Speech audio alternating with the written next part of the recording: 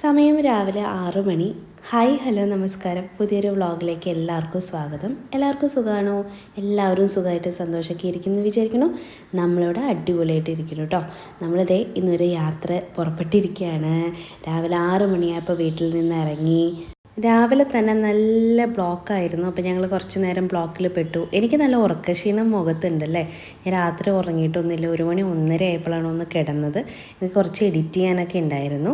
അപ്പോൾ അതേ നമ്മൾ KR പുരം മാർക്കറ്റിൻ്റെ സൈഡിൽ കൂടിയാണ് മൂവ് ചെയ്യുന്നത് കേട്ടോ. രാവിലെ തന്നെ നല്ല തിരക്കും വണ്ടികളും ബഹളവും ഒരുപാട് പച്ചക്കറികളും ഫ്രൂട്ട്സൊക്കെ ഇറക്കണതിൻ്റെ തിരക്കും എടുക്കുന്നതിൻ്റെ തിരക്കും ഒക്കെ ഉണ്ട്. അപ്പോൾ ഞാൻ രാവിലെ ഇത്രയും നേരത്തെ മാർക്കറ്റ് കാണുന്നത് ആദ്യമായിട്ടാണ് കേട്ടോ. ഇവിടെ വന്ന് വെജിറ്റബിൾസൊക്കെ വാങ്ങിക്കുവാണെങ്കിൽ നല്ല വിലക്കുറവുണ്ട് എന്നൊക്കെ ഞാൻ പറഞ്ഞു കേട്ടിട്ടുണ്ട്. ഒരു പ്രാവശ്യം ഞാൻ ഈ ഒരു മാർക്കറ്റിനകത്ത് പോയിട്ടുണ്ട് കേട്ടോ. എന്തോ ഒരു പൂവോ മറ്റോ വാങ്ങിക്കാൻ വേണ്ടിയിട്ട്. അല്ലാതെ ഞാൻ പോയിട്ടൊന്നുമില്ല. ഒരു ദിവസം വന്ന് നോക്കണം എന്ന് ഞാനിങ്ങനെ വിചാരിച്ചു. ഇങ്ങനെ കണ്ടപ്പോൾ നല്ല ഫ്രഷ് ആയിട്ടുള്ള പച്ചക്കറികളും ഫ്രൂട്ട്സും അതുപോലെ നമ്മുടെ വാഴയുടെ ഇലയൊക്കെ വാങ്ങിക്കാനായിട്ട് കിട്ടും. ഞാൻ അവിടെ കണ്ടായിരുന്നു. എന്തെങ്കിലും വിശേഷ ദിവസമാണെങ്കിൽ പിന്നെ പറയേണ്ട, ആ ഭാഗത്ത് നല്ല തിരക്കായിരിക്കും. അങ്ങനെ ഞങ്ങൾ ഒരു പെട്രോൾ പമ്പിൽ കയറി. ആദ്യം ഒരു പെട്രോൾ പമ്പിൽ കയറിയതാണ്. ആ സമയത്ത് നമ്മൾ എയർ ചെക്ക് ചെയ്യാനായിട്ട് മറന്നുപോയി. അപ്പോൾ ഞങ്ങൾ വേറൊരു പെട്രോൾ പമ്പിൽ കയറി എയർ ചെക്ക് ചെയ്യാമെന്ന് വിചാരിച്ചു കേട്ടോ. ഒരു ലോങ് ജേർണിയൊക്കെ ആകുമ്പോൾ ഇത്തരം കാര്യങ്ങൾ നമ്മൾ ശ്രദ്ധിക്കണമല്ലോ. വഴിയിൽ നമുക്ക് പണി കിട്ടാൻ പാടില്ലല്ലോ. അപ്പോൾ ഞങ്ങൾ എയർ ചെക്ക് ചെയ്തപ്പോൾ നന്നായിട്ട് കുറവായിരുന്നു. നല്ല കാര്യം ചെയ്യാൻ തോന്നിയത്. അപ്പോൾ ദേ ഇങ്ങനെ സൂര്യനൊക്കെ ഉദിച്ച് വരുന്നൊരു സമയമാണ് കേട്ടോ. നല്ല വെളിച്ചമൊക്കെ ഇങ്ങനെ പരപരാന്ന് വരുന്നു. പിന്നെ ഉണ്ടല്ലോ, ഇതാണ് ശരത്തേട്ടൻ മുന്നേ വർക്ക് ചെയ്തിരുന്ന കമ്പനിയുടെ. ഇതാ ഇങ്ങനെ മുന്നോട്ട് പോകുമ്പോൾ കാണാനായിട്ട് പറ്റും. ഞങ്ങളുടെയൊക്കെ കല്യാണം കഴിയുന്ന സമയത്ത് ശരത്തേട്ടൻ ഇവിടെയായിരുന്നു വർക്ക് ചെയ്യുന്നുണ്ടായിരുന്നത്. കമ്പനിയുടെ പേരും ഡീറ്റെയിൽസും കാര്യങ്ങളൊന്നും നമുക്കങ്ങനെ പറയാനായിട്ട് പാടില്ല കേട്ടോ. അപ്പോൾ അതുകൊണ്ട് ഞാൻ പറയുന്നില്ല. പറയാൻ പാടുണ്ടോയെന്ന് എനിക്ക് അറിയാനും പാടില്ല. പഠിച്ചിറങ്ങിയ ഉടനെ ജോലിയൊക്കെ കിട്ടി നമ്മളൊരു വലിയ കമ്പനിയിൽ വർക്ക് ചെയ്യുമ്പോൾ നമുക്കത് എന്നൊരു മെമ്മറി ആയിരിക്കും അല്ലേ. അതൊക്കെ ഒരു ലക്കും കൂടിയാണ്. അപ്പോൾ എപ്പോഴും അതിൽ കൂടെ പോകുമ്പോൾ ശരത്തായിട്ട് ഇങ്ങനെ മെമ്മറൈസ് ചെയ്യട്ടോ അവിടുത്തെ കാര്യങ്ങളൊക്കെ. അവിടെ ഇൻ്റർവ്യൂ അറ്റൻഡ് ചെയ്തതും ഭയങ്കര ഡിഫിക്കൽട്ടായിരുന്നു കിട്ടാനും എന്നൊക്കെ പറഞ്ഞിട്ട് അങ്ങനെ 8 റൗണ്ടോ 9 റൗണ്ടൊക്കെ ഒറ്റ ദിവസത്തിൽ കംപ്ലീറ്റ് ചെയ്ത് പാതിരാത്രിയാണ് റിസൾട്ട് വന്നത് എന്നൊക്കെ. അതും ബർത്ത്ഡേ ദിവസമായിരുന്നു എന്നൊക്കെ പറഞ്ഞിങ്ങനെ ഒരുപാട് മെമ്മറീസ് ഉണ്ട് കേട്ടോ ശരത്തേട്ടൻ ആ കമ്പനിയിൽ കയറുന്ന സമയത്ത്. അപ്പോൾ അങ്ങനെ അതൊക്കെ എപ്പോഴും മെമ്മറൈസ് ചെയ്യാറുണ്ട്. അപ്പോൾ അതേ ഞങ്ങൾ കുറച്ചങ്ങ് മുന്നോട്ട് പോന്നപ്പോഴത്തേക്ക് ഞങ്ങൾക്ക് ഭയങ്കര വിശപ്പാണ് കേട്ടോ. കാറിൽ കയറിയിട്ടുണ്ടെങ്കിൽ എന്താണെന്ന് അറിഞ്ഞൂടെ, കാറിൽ കയറി പിന്നെ വിശപ്പാണ്. അപ്പോൾ രാവിലെ ഇപ്പോൾ ഒരു 8 മണി ഒക്കെ ആവുന്നതേ ഉണ്ടായിരുന്നുള്ളൂ. അപ്പോൾ ഞങ്ങളിങ്ങനെ കുറച്ച് മുന്നോട്ടേക്ക് വന്നപ്പോഴത്തേക്കും ശരവണ ഭവൻ കണ്ടു. ഞങ്ങൾ ബാംഗ്ലൂരിൽ നിന്ന് വേഗം ഇറങ്ങുക എന്നുള്ളത് മാത്രമായിരുന്നു ലക്ഷ്യം കേട്ടോ. അല്ലാന്നുണ്ടെങ്കിൽ നമുക്ക് നല്ല ബ്ലോക്കിൽ പെടേണ്ടതായിട്ട് വരും. അപ്പോൾ കയറി വന്നപ്പോൾ അതേ ഉരുളിക്കകത്ത് പൂവൊക്കെ വെച്ച് വിളക്കൊക്കെ കത്തിച്ച് വെച്ച്. എനിക്ക് ഇങ്ങനത്തെ ഐശ്വര്യമുള്ള കാഴ്ചകളൊക്കെ കാണാൻ ഭയങ്കര ഇഷ്ടമാണ്. എനിക്ക് ഇങ്ങനത്തെ വിളക്ക് ഭയങ്കര ഇഷ്ടമാണ് കേട്ടോ. അപ്പോൾ അങ്ങനെ ഞങ്ങൾ ഫുഡൊക്കെ ഓർഡർ ചെയ്തിട്ടുണ്ടായിരുന്നു. തനുകുട്ടിക്കാണ് ആദ്യം ഇഡ്ഡലി വന്നത്. നല്ല സൂപ്പർ സോഫ്റ്റ് ഇഡ്ഡലി ആയിരുന്നു. അല്ലെങ്കിലും അതിരാവിലെ നല്ല വിശപ്പോടുകൂടി ഇരിക്കുന്ന സമയത്ത് നല്ല സോഫ്റ്റ് ഇഡ്ഡലിയൊക്കെ കിട്ടിയിട്ടുണ്ടെങ്കിൽ ആരാണ് വേണ്ടാന്ന് പറയുക. അപ്പോൾ തനുക്കുട്ടിക്ക് നല്ല ഇഷ്ടപ്പെട്ടായിരുന്നു. അപ്പോൾ തനുക്കുട്ടി കണ്ടോ രാവിലെ തന്നെ പൂവൊക്കെ വെച്ചിട്ടാണ് വീട്ടിൽ നിന്ന് ഇറങ്ങിയത് കേട്ടോ. വീട്ടിലുണ്ടായ മുല്ലപ്പൂവൊക്കെയാണ്. ഞാനാണെങ്കിൽ നല്ല മസാല ദോശയാണ് ഓർഡർ ചെയ്തത്. ഇത് നമ്മൾ മുന്നേ കയറിയിട്ടുള്ള ഒരു ശരവണഭവനാണ് കേട്ടോ. അതുകൊണ്ടാണ് കയറിയത്. അല്ലാന്നുണ്ടെങ്കിൽ നമ്മൾ ശരവണഭവനിൽ കയറാറില്ല. A to B ആണ് മിക്കപ്പോഴും കയറുന്ന റെസ്റ്റോറൻറ്റ് കേട്ടോ. അവിടെ നല്ല ഭക്ഷണമായിരിക്കും. പക്ഷേ ഈ ഒരു ശരവണഭവൻ നമുക്ക് പരിചയമുള്ള കാരണം കൊണ്ട് കയറിയതാണ്. അടിപൊളി ടേസ്റ്റ് ആയിരുന്നു കേട്ടോ. അപ്പോൾ മുന്നിലൊക്കെ ഇങ്ങനെ കോലമൊക്കെ ഇട്ട് വെച്ചിട്ടുണ്ട്. അത് ഒറിജിനലല്ല, പെയിൻറ്റ് ചെയ്തിട്ടുള്ളതാണ് കേട്ടോ. അപ്പോൾ തനുകുട്ടിക്ക് അത് കണ്ടപ്പോൾ ഇതുപോലെ നമ്മുടെ വീട്ടിലിടണം എന്ന് പറയുന്നുണ്ടായിരുന്നു. അങ്ങനെ നമ്മൾ ടോൾ പ്ലാസ വഴി ഇതേ കടന്നു പോവുകയാണ്. അപ്പോൾ സിൽക്ക് ബോർഡിൻ്റെ അടുത്ത് ട്രാഫിക് ഒഴിവാക്കാൻ വേണ്ടിയിട്ട് നമ്മൾ വേറൊരു ഊടുവഴി കൂടിയാണ് പോയത്. അതുകൊണ്ട് ഒരു 6 മാസം മുന്നേ അനിയൻ്റെ കല്യാണത്തിന് വന്നപ്പോഴാണ് ഞങ്ങൾ ആ നഗ്നസത്യം മനസ്സിലാക്കിയത് കേട്ടോ. അപ്പോൾ അങ്ങനെ ആ വഴിക്ക് ഞങ്ങൾ പോകുന്നപ്പോഴത്തേക്ക് പേരൊന്നും എനിക്കറിയില്ല. അതുകൊണ്ടാണ് ഏത് വഴിയാണ് പോകുന്നതെന്ന് പറയാഞ്ഞത്. അത് കാരണം കൊണ്ട് ഞങ്ങൾക്ക് വലിയ ബ്ലോക്കും കാര്യങ്ങളൊക്കെ ഒഴിവാക്കാനായിട്ട് പറ്റി. പിന്നെ ഞാൻ അങ്ങനെ ഇങ്ങോട്ട് ഉറങ്ങുന്നില്ല. ഇച്ചിരി നേരമൊക്കെ ഉറങ്ങിയായി അത്രേ ഉള്ളൂ കേട്ടോ. വഴി നിറയെ കണ്ടു ഇങ്ങനെ മഞ്ഞ പൂക്കൾ നിറച്ച് മരത്തിലുണ്ടായി നിൽക്കുന്നുണ്ടായിരുന്നു. അപ്പോൾ അതേ ഞാനിങ്ങനെ ഇടയ്ക്കിടയ്ക്ക് മാത്രമേ വീഡിയോ എടുക്കുന്നുള്ളൂ കേട്ടോ. സേലത്തേക്ക് ഇനി 47 കിലോമീറ്ററാണ് ദൂരം കാണിക്കുന്നുണ്ടായിരുന്നത്.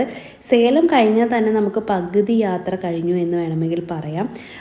സേലം എത്തിയാൽ പിന്നെ ആശ്വാസമാണ് കേട്ടോ ശരത്തേട്ടന്. പിന്നെ തമിഴ്നാട്ടിൽ കടന്നു കഴിഞ്ഞാലാണ് നമ്മൾ പെട്രോൾ ആണെങ്കിലും ഡീസൽ ആണെങ്കിലും ഒക്കെ അടിക്കുന്നത് കേട്ടോ. അപ്പോൾ നമ്മുടെ വണ്ടി പെട്രോളാണ്. അപ്പോൾ എന്തുകൊണ്ടാണെന്ന് വെച്ചിട്ടുണ്ടെങ്കിൽ തമിഴ്നാട്ടിൽ കുറച്ച് റേറ്റ് കുറവല്ലേ പെട്രോളിന്. അപ്പോൾ ബാംഗ്ലൂരിൽ നിന്ന് കുറച്ച് റേറ്റിന് മാത്രം അടിച്ചിട്ട് ബാക്കിയുള്ളത് വലിയ എമൗണ്ടിനുള്ളത് ഒരു 3000 ഒക്കെ ആണെങ്കിൽ 3500 ഒക്കെ ആണെങ്കിൽ അതൊക്കെയാണ് മാക്സിമം അടിക്കാൻ പറ്റുന്നതെന്ന് തോന്നുന്നു. എനിക്ക് പിന്നെ അതിനെപ്പറ്റി വലിയ അറിവില്ലാത്ത കാരണം കൊണ്ട് ഞാൻ അധികം ഡയലോഗ് അടിക്കുന്നില്ല. എന്താണെങ്കിലും നമ്മൾ തമിഴ്നാട്ടിൽ നിന്നാണ് പെട്രോൾ കൂടുതൽ അടിക്കുന്നത്. അത് കണ്ടോ, കറിവേപ്പിലേൻ്റെ ഒരു വലിയ വണ്ടി പോകുന്നുണ്ടായിരുന്നു, നല്ല പച്ച കറിവേപ്പില. അപ്പോൾ അങ്ങനെ ഫൈനലി നമ്മൾ വാളയാർ കടന്ന് നമ്മുടെ നാട്ടിലേക്ക് എത്തിയിരിക്കുകയാണ്. നമ്മുടെ സ്വന്തം കേരളത്തിൽ ഞങ്ങൾ കാലുകുത്തിയിരിക്കുന്നു. നമ്മുടെ നാട്ടിലേക്ക് കടന്നു കഴിഞ്ഞപ്പോഴാണ് ചൂടിൻ്റെ ശക്തി എന്താണ് എന്ന് ഞങ്ങൾ അറിഞ്ഞത് കേട്ടോ. ഭയങ്കരമായിട്ടൊരു ചൂട് ഞങ്ങൾക്ക് ഫീൽ ചെയ്തായിരുന്നു. ഈവൻ തമിഴ്നാട്ടിൽ പോലും ഇത്രയും ചൂട് ഞങ്ങൾക്ക് ഫീൽ ചെയ്തില്ല എന്ന് വേണമെങ്കിൽ പറയാം. അപ്പോൾ അങ്ങനെ ഞങ്ങൾക്ക് വീണ്ടും വിശന്നു. ഉച്ചയ്ക്ക് ഒരു 1 മണിയൊക്കെ ആവുന്നതേ ഉണ്ടായിരുന്നുള്ളൂ. എന്നാലും പിന്നെ കഴിച്ചേക്കാം എന്ന് വിചാരിച്ചു. അങ്ങനെ എല്ലായിടത്തൊന്നും നല്ല റെസ്റ്റോറൻറ്റുകൾ കാണാറില്ല കേട്ടോ. അപ്പം ഞങ്ങൾ ഇന്നിപ്പോൾ കയറാൻ പോകുന്നത് ഇവിടെ ഷെഫ് പിള്ളയുടെ സഞ്ചാരി എന്ന് പറയുന്ന ഒരു റെസ്റ്റോറൻറ്റ് ഉണ്ട്. നമ്മുടെ നാട്ടിലേക്ക് ഇങ്ങനെ കടന്നു കഴിയുന്നതോട് കൂടിയിട്ട് വാളയാറൊക്കെ കഴിഞ്ഞ് കുറച്ച് മുന്നോട്ടേക്ക് വരുമ്പോഴാണ് ഈ ഒരു റെസ്റ്റോറൻറ്റ് കാണാൻ പറ്റുന്നത്. ഞങ്ങൾ സാധാരണ റൈസ് ബൗൾ എന്ന് പറയുന്ന ഒരു റെസ്റ്റോറൻറ്റിലാണ് കയറാറുണ്ടായിരുന്നത്. അപ്പോൾ ഇത്തവണ അവിടുത്തെ അത്രയ്ക്ക് പോരാ എന്ന് തോന്നിയ കാരണം കൊണ്ടാണ് ഞങ്ങൾ എന്നാൽ ഇവിടെ സഞ്ചാരിയിൽ കയറാം എന്ന് വിചാരിച്ചത് കേട്ടോ. ആക്ച്വലി ഇത് ഷെഫ് പിള്ളയുടെ ആണ് എന്നുള്ളത് ഞങ്ങൾക്ക് അറിയില്ലായിരുന്നു. ഇവിടെ വന്നപ്പോഴാണ് സ്നേഹം വാരി വിതറട്ടെ എന്ന് പറയുന്ന ആ ബോർഡും കാര്യങ്ങളൊക്കെ കണ്ടത്. ഇതിന് തൊട്ടപ്പുറത്തായിട്ട് ശരവണ ഭവനും പിന്നെ ഒരു ബേക്കറിയൊക്കെ വരുന്നുണ്ട്. ശരവണ ഭവൻ ഓൾറെഡി റണ്ണിങ് ആണ്. അപ്പോൾ സഞ്ചാരി ഇവിടെ വെജ് ആൻഡ് നോൺ വെജ് ഒക്കെ ആയിട്ടുള്ള ഒരു റെസ്റ്റോറൻ്റ് ആണ് കേട്ടോ. നമ്മൾ ബാംഗ്ലൂരിലെ പോലെ നല്ല തിരക്കുണ്ടാവും എന്നൊക്കെയാണ് വിചാരിച്ചത്. പക്ഷെ അത്രയ്ക്ക് തിരക്കൊന്നും ഉണ്ടായിരുന്നൊന്നുമില്ല. പെട്ടെന്ന് തന്നെ സീറ്റൊക്കെ കിട്ടി കേട്ടോ. ഞങ്ങൾ കയറി വന്ന ഉടനെ തന്നെ നമുക്ക് സീറ്റൊക്കെ കിട്ടിയായിരുന്നു. അപ്പോൾ ഇതാണ് സഞ്ചാരിയിലെ മെനു. ബാംഗ്ലൂർ ആണെങ്കിൽ ഒരുപാട് നേരം വെയിറ്റ് ചെയ്തിട്ടൊക്കെയാണ് നമുക്ക് ഭക്ഷണം കഴിക്കാനൊക്കെ സീറ്റ് പോലും കിട്ടാറുള്ളത് കേട്ടോ. ഇവിടെ പിന്നെ അത്തരം ബുദ്ധിമുട്ടുകളൊന്നും തന്നെ ഉണ്ടായിരുന്നില്ല. അപ്പോൾ അതേ നമസ്കാരം കൂട്ടുകാരെ എന്ന് പറഞ്ഞുകൊണ്ട് ചിരിച്ച മുഖത്തോടെ നമ്മുടെ ഷെഫ് പിള്ളിരിക്കുന്നത് കണ്ടോ. അപ്പോൾ ഞങ്ങൾ സ്പെഷ്യൽ മീൽസ് നോൺ വെജാണ് ഓർഡർ ചെയ്തിട്ടുണ്ടായിരുന്നത്. വലിയൊരു താലി കൊണ്ടുവന്ന് വെച്ചായിരുന്നു. പിന്നെ ചെറിയ മീനിൻ്റെ ഫ്രൈ പറഞ്ഞിട്ടുണ്ടായിരുന്നു. ഇത്രയും കറികളാണ് ഉണ്ടായിരുന്നത് കേട്ടോ. അങ്ങനെ അങ്ങോട്ട് അട്രാക്റ്റീവായിട്ടുള്ള കറികളോ അല്ലെങ്കിൽ ഭയങ്കര കളർഫുള്ളോ ആയിട്ടൊന്നും എനിക്ക് ഫീൽ ചെയ്തില്ലായിരുന്നു കണ്ടപ്പോഴേ. എല്ലാം ഇച്ചിരി കളർ കുറവായിരുന്നു കേട്ടോ കറികൾക്കൊക്കെ. അപ്പോൾ നോൺ വെജിൽ ഒരു ചെറിയ ചിക്കൻ കറിയും പിന്നെ മീൻ കറിയുമാണ് അവർ ഇൻക്ലൂഡ് ചെയ്തത്. ബാക്കിയെല്ലാം വെജിറ്റേറിയൻ ഡിഷുകളായിരുന്നു. പിന്നെ നമ്മൾ സ്പെഷ്യലായിട്ട് ഓർഡർ ചെയ്തതാണ് ബീഫ് റോസ്റ്റും അതുപോലെ തന്നെ ചെറിയ മീനിൻ്റെ ഫ്രൈയും. സത്യം പറയാലോ നല്ല സൂപ്പറാണ്, അടിപൊളിയാണ് എന്നൊന്നും പറയാനില്ല. ഒരു നോർമൽ ഫീലാണ് എനിക്കുണ്ടായിരുന്നത് കേട്ടോ. പിന്നെ ബ്രൗണി വിത്ത് ഐസ്ക്രീം ഓർഡർ ചെയ്തിട്ടുണ്ടായിരുന്നു. ഞാനൊരു ടെൻഡർ കോക്കനട്ടിൻ്റെ എന്തോ ഒരു ഡിഷ് അവിടെ ഉണ്ടെന്ന് പറഞ്ഞിട്ട് അത് ചോദിച്ചപ്പോഴത്തേക്കും അതിപ്പോൾ അവൈലബിൾ അല്ല എന്ന് പറഞ്ഞു. ഒരു പുഡിംഗ് ടൈപ്പാണ്, അത് കുറച്ച് ഫേമസ് ആയിട്ട് കേട്ടിട്ടുണ്ടായിരുന്നു കേട്ടോ. അതിന് പകരം ഞാൻ ഈ ചോക്ലേറ്റ് ബ്രൗണി വിത്ത് ഐസ്ക്രീമാണ് ഓർഡർ ചെയ്തത്. ഇത് ഓക്കെ ആയിരുന്നു. അപ്പം അങ്ങനെ ഞാനൊന്ന് ജസ്റ്റ് ട്രയൽ നോക്കിയതാണ്. എനിക്ക് അത്രയ്ക്ക് അങ്ങോട്ട് ഇഷ്ടപ്പെട്ടില്ല. അതുകൊണ്ട് ഞാൻ തനുക്കുട്ടിക്ക് കൈമാറി. ഞാൻ ഒരിക്കലും ഡീഗ്രേഡ് ചെയ്ത് പറയുന്നതല്ല, എൻ്റെ ഒരു എക്സ്പീരിയൻസ് ഷെയർ ചെയ്തു എന്ന് മാത്രമേ ഉള്ളൂ. നമ്മൾ ഫെയിം നോക്കിയിട്ട് കയറുന്ന പല സ്ഥലങ്ങളിലും ഇത് തന്നെയാണ് അവസ്ഥ എന്ന് പറയുന്നത്. അപ്പോൾ റേറ്റിംഗ് കൊടുക്കുകയാണെങ്കിൽ ഞാനൊരു 6/10 മാക്സിമം 7 അത്രയൊക്കെ കൊടുക്കാനായിട്ടുള്ളൂ കേട്ടോ. അപ്പോൾ അത്രയൊക്കെ തന്നെ ഉള്ളൂ ഫുഡിന്. അത്രയ്ക്ക് എനിക്ക് സ്പെഷ്യാലിറ്റി ഒന്നും ഫീൽ ചെയ്തില്ലായിരുന്നു. അപ്പോൾ ബൈ ദ വേ നമ്മളൊരു എക്സ്പീരിയൻസിന് വേണ്ടിയിട്ടാണല്ലോ ഓരോരോ സ്ഥലങ്ങളിൽ കയറി ഭക്ഷണം കഴിക്കുന്നത്. ചിലർക്ക് ഇഷ്ടപ്പെടും, ചിലർക്ക് ഇഷ്ടപ്പെടില്ല.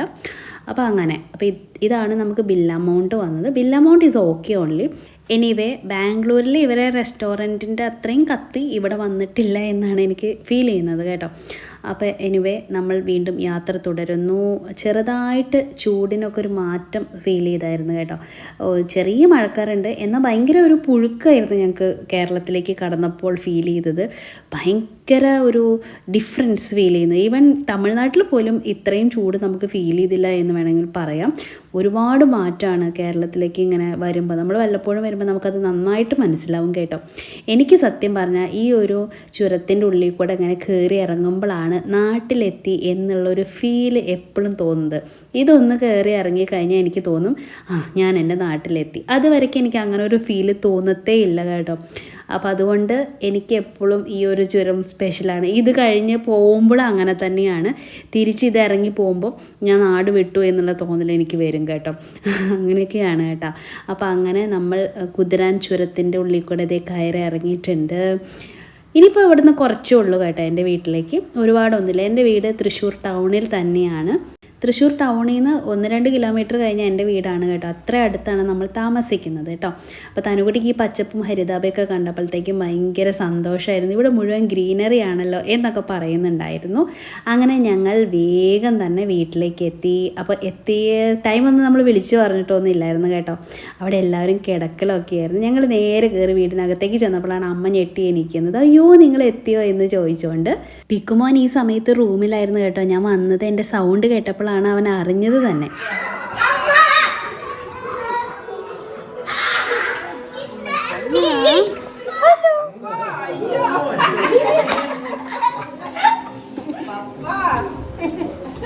ജാനി മോളെ, എൻ്റെ വിചാരം പിക്കുമോനൊരു കുഴപ്പമില്ല എന്നായിരുന്നു കേട്ടോ. പക്ഷെ അവൻ ഓടി വന്ന് കെട്ടിപ്പിടിച്ച് അമ്മേ പപ്പേ എന്നൊക്കെ വിളിക്കുന്നത് കേട്ടപ്പോൾ എനിക്ക് വിഷമായി പോയി.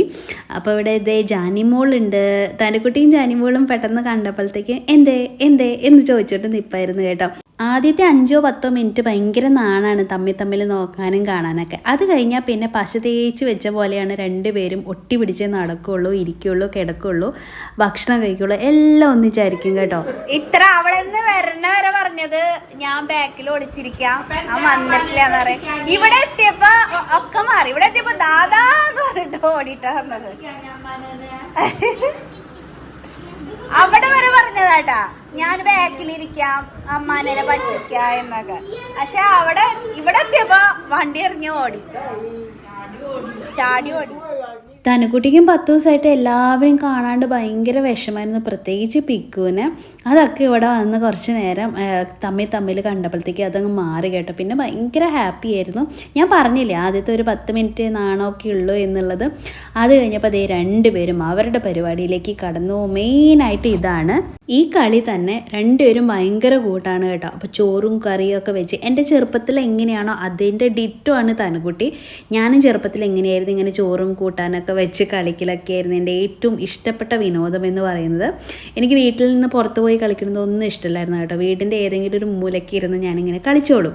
കുഞ്ഞിലെയും എനിക്ക് ഒരുപാട് ഫ്രണ്ട്സും കാര്യങ്ങളും ഒന്നും തന്നെ ഇല്ലായിരുന്നു. ഞാൻ എൻ്റേതായിട്ടുള്ള ഒരു ലോകത്ത് നടക്കുന്ന ഒരാളായിരുന്നു കേട്ടോ.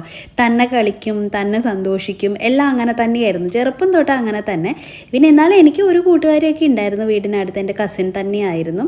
പിന്നെ അവളാണ് ഇടയ്ക്കൊക്കെ ഒന്ന് വന്ന് ഞങ്ങൾ തമ്മിൽ കളിക്കുന്നത് കേട്ടോ. അല്ല എന്നുണ്ടെങ്കിലും ഞാൻ തന്നെ ഇരുന്ന് കളിക്കാൻ ഞാൻ ഭയങ്കര ഹാപ്പി ആയിരുന്നു ഞാൻ കേട്ടോ.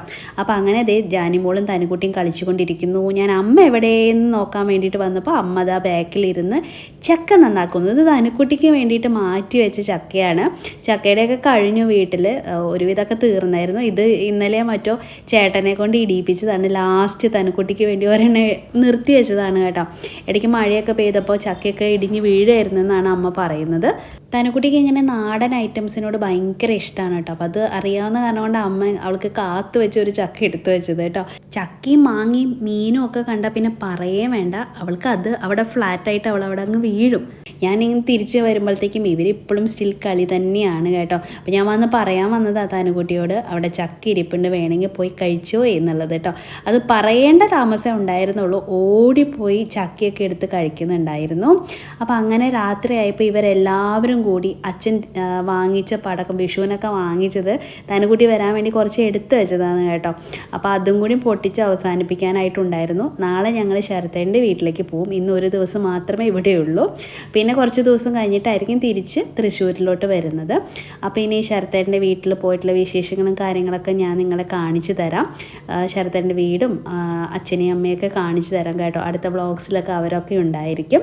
അപ്പോൾ ഇന്നത്തെ കുഞ്ഞു വ്ളോഗ് നിങ്ങൾക്ക് എല്ലാവർക്കും ഇഷ്ടപ്പെട്ടെന്ന് കരുതുന്നു. ഇഷ്ടപ്പെട്ടിട്ടുണ്ടെങ്കിൽ ലൈക്ക് ചെയ്യാനും ഷെയർ ചെയ്യാനും കമൻറ്റ് ചെയ്യാനും ഒന്നും മറക്കരുത്. അപ്പോൾ അടുത്ത വ്ളോഗിൽ നമുക്ക് വീണ്ടും കാണാം. അതുവരയ്ക്കും നന്ദി, നമസ്കാരം.